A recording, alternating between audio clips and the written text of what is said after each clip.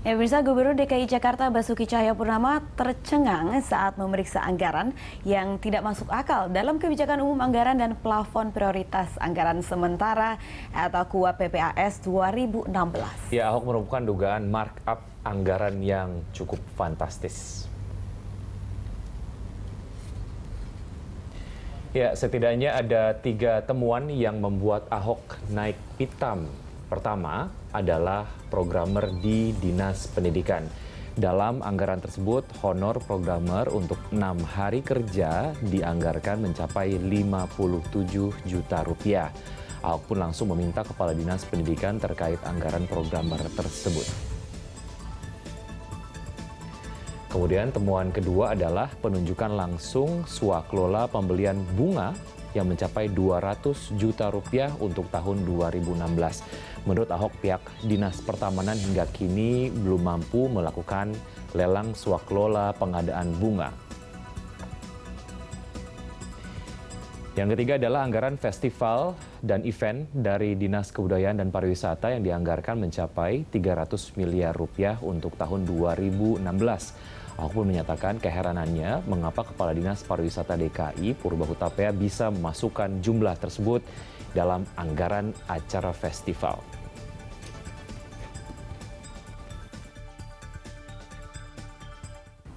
Ya, jangankan Pak Ahok, kita juga melihatnya juga tercengang ya. Nominalnya besar sekali ya. Ya, Gubernur DKI Jakarta Basuki Cahayapurnama meminta seluruh proses perubahan pembahasan anggaran dalam rapat dan legislatif agar dapat dibuka dalam e-budgeting. Ya, hal tersebut dilakukan agar masyarakat dapat mengetahui setiap perubahan yang terjadi dalam rapat pembahasan anggaran DKI Jakarta.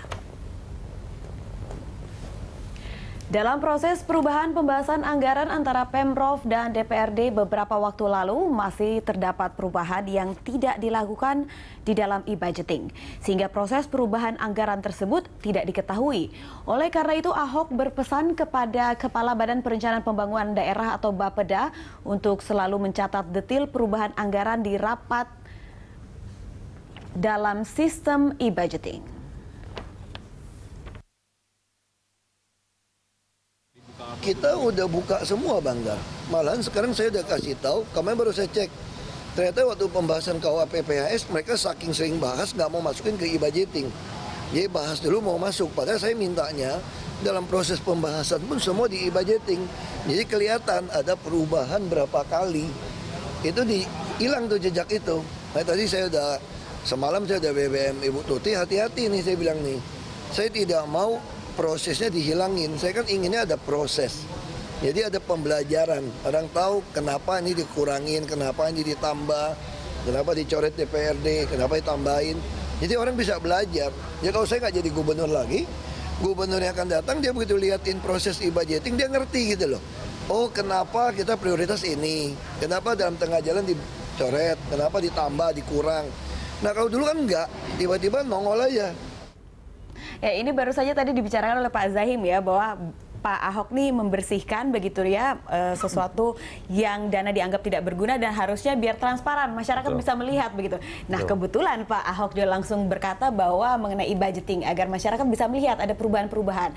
Nah, ini Pak Ahok tadi menanggapi bahwa Bapeda tidak menuliskan secara detail perubahannya. Itu bisa ada tanggapan dari Bu Tuti, silakan. Iya, jadi memang sejak awal tuh ada perintah Pak Gubernur itu kepada saya, pada Bapeda itu ada 3 hal. Yang pertama menyangkut pagu. Jadi sekarang itu gunakan floating. Jadi tidak ada pemaguan sejak awal. Pagu itu adalah hasil akhir dari sebuah proses, proses penyusunan kegiatan dari seluruh SKPD. Baru kemudian kita lihat pagu berdasarkan kebutuhan real dan juga berdasarkan kinerja. Jadi money follow function, betul-betul fungsinya mana yang kita akan dorong.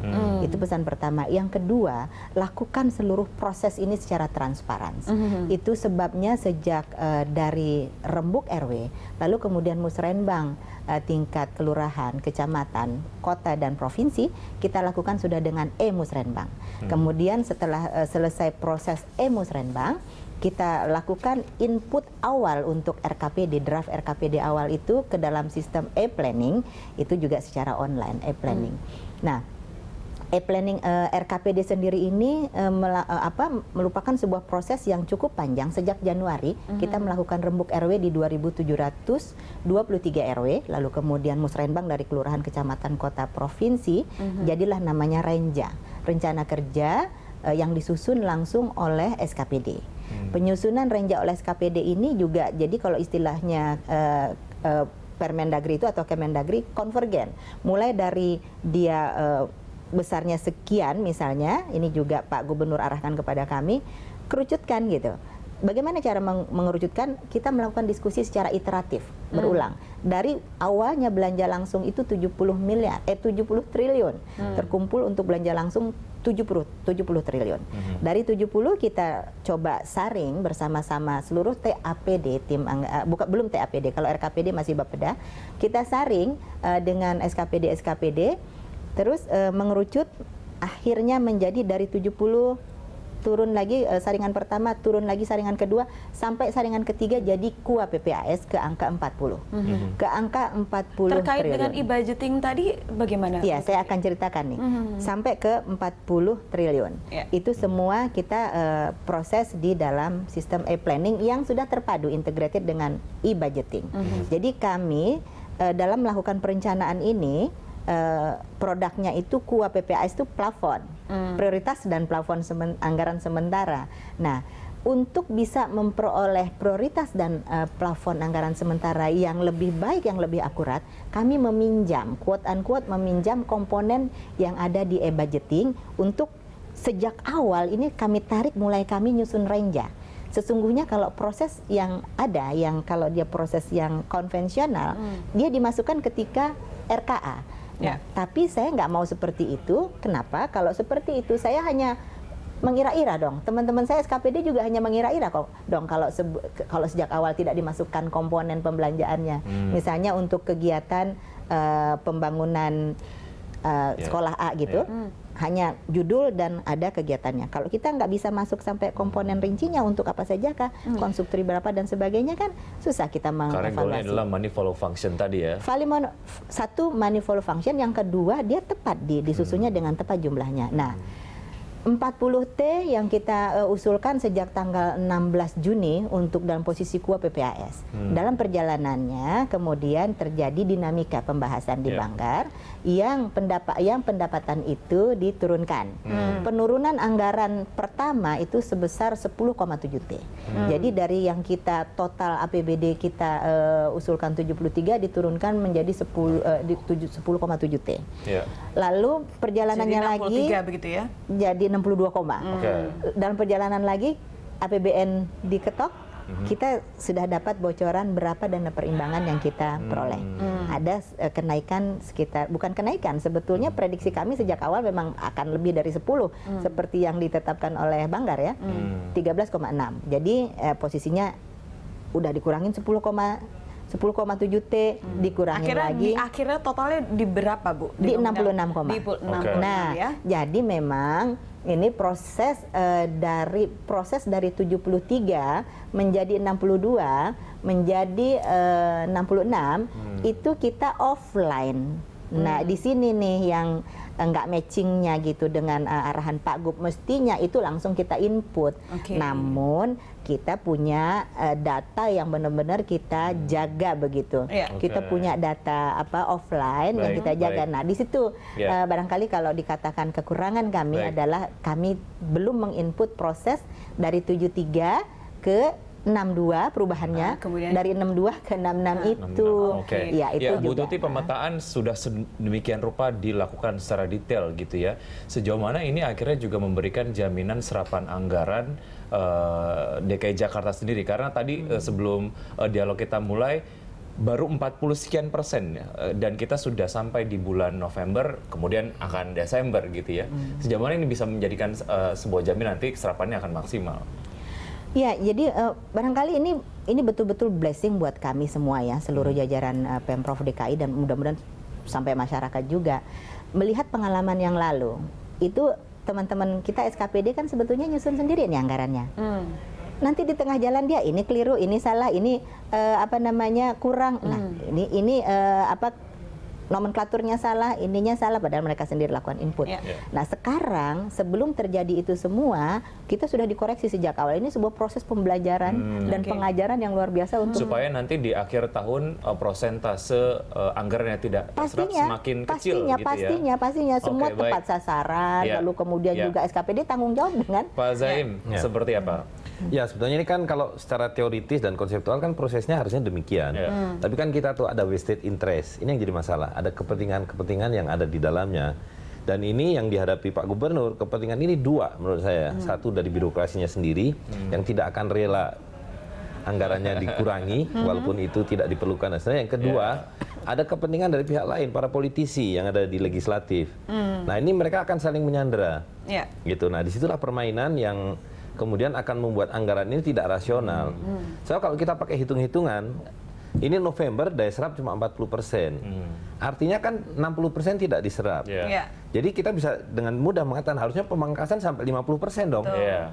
Gitu. Ini pemangkasan kan kalau berdasarkan yang kemarin baru kira-kira 15% dari 70 triliun ke 60. Bahkan kemudian ditambah lagi menjadi 66, hanya 4 ya. triliun. Hanya 5%. Gitu. Jadi tidak memastikan bahwa daya serapnya konsisten dengan anggaran yang diajukan oleh SKPD. Ya. Nah, SKPD kita tahu disitulah vested interest terbesar. Mereka membuat anggaran yang sebetulnya tidak sepenuhnya sesuai dengan teori mulai Lalu dari bagaimana menurut Anda masyarakat. kebijakan publik atau tindakan yang harus diambil oleh Ya, menurut saya katakan pertama, Ahok begitu untuk pertama hal ini? langkah pemangkasan ini harus betul-betul bold gitu ya, harus kuat. Dan yang kedua mesti ada langkah-langkah antisipatif untuk menjamin dia jalan. Pertama misalnya birokrasinya sendiri harus dengan ketat. Kalau ada yang menyeleweng, kasih tindakan, gitu.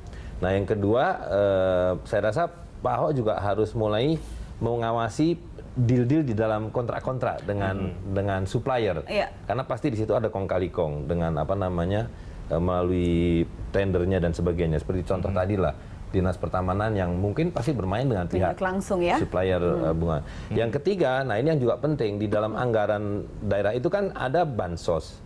Nah sebagian dari bansos ini harus diarahkan untuk mendukung masyarakat, kelompok-kelompok masyarakat yang akan mengawasi proses ini kan bagian dari reformasi birokrasi gitu. Nah jadi arahkan pada kelompok-kelompok masyarakat yang melakukan advokasi, pengawasan, penelitian terhadap penganggaran sampai penggunaannya gitu. Jadi Pak Ahok bisa dapat support dari Ya, ada satu atau banyak nilai positif yang kemudian terkandung dari pemangkasan anggaran ini gitu ya. Ini masih di tahap KUA PPAS gitu ya, yang kemudian nota kesepahaman akan ditandatangani kalau tidak salah hari ini ya Bu ya.